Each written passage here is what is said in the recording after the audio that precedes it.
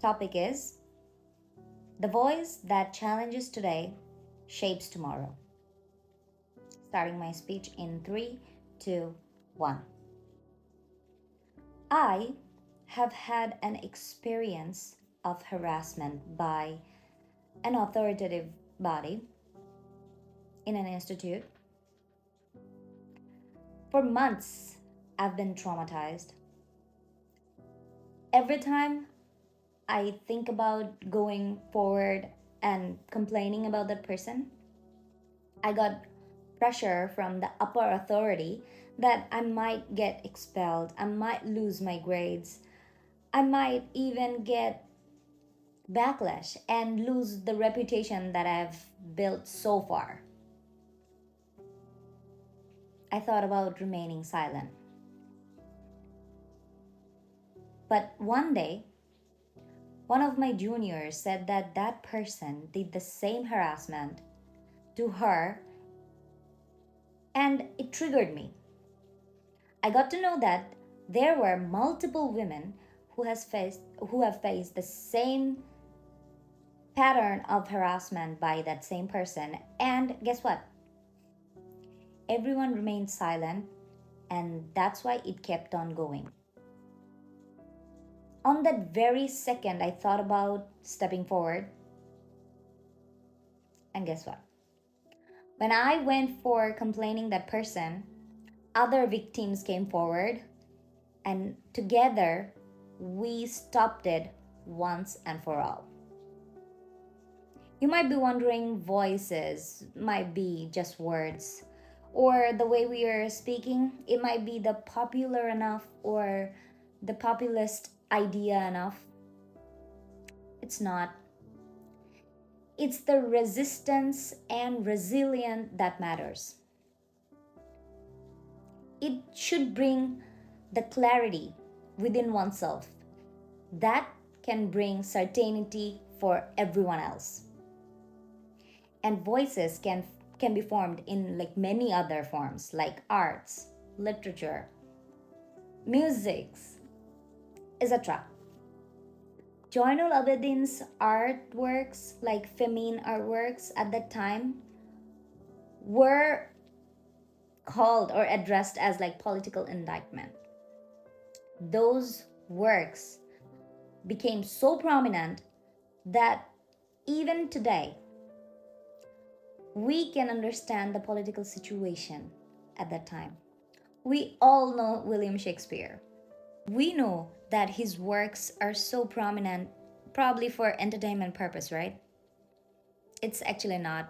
Many of his artworks are actually political critiques at that time, during that time. You remember the concert for Bangladesh by George Harrison and his fellow mates? Those actually made Bangladesh so prominent at that period of the liberation war that made the whole world's recognition of Bangladesh.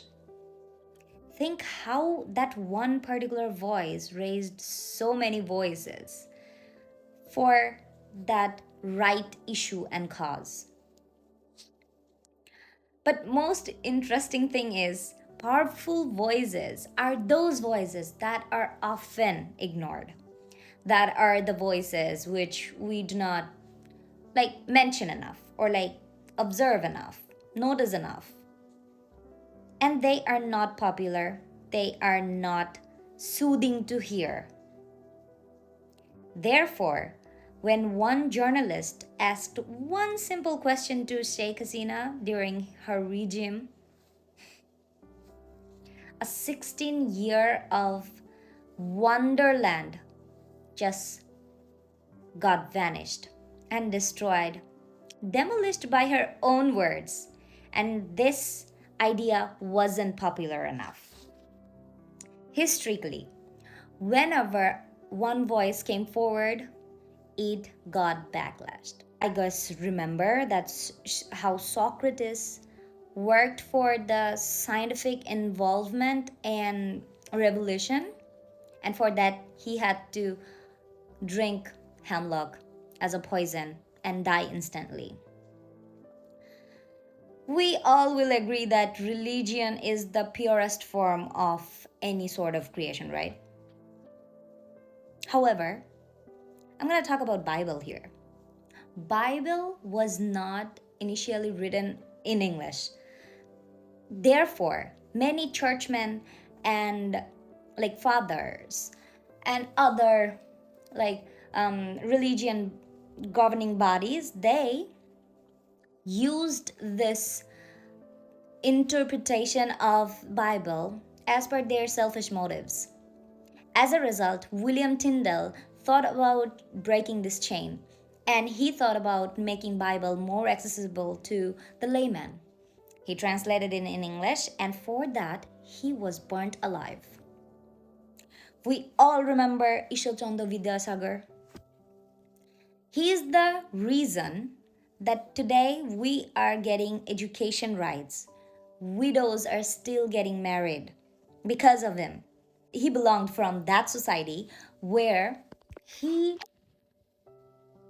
was victimized for talking about the widow's remarriage, because widows at that time were burnt alive with their dead husbands. And lastly, Begum Rokeya, she talked a lot about women education, women rights, and eventually the feminism came in Bangladesh because of her. These voices eventually shaped other voices, and for that, eventually, it is bringing the collective greater good for it. And if we just keep shut, we are actually protecting the irrationality, unfairness, wrongdoings of a narrative and the system. And we are allowing that to happen by just keeping ourselves quiet. We don't want to accept any sort of fairness. And for that, lastly, I'm saying we all know united we stand, divided we fall, right? Therefore, our future is waiting for us, only one voice to raise and to be built by it. That's all. Thank you.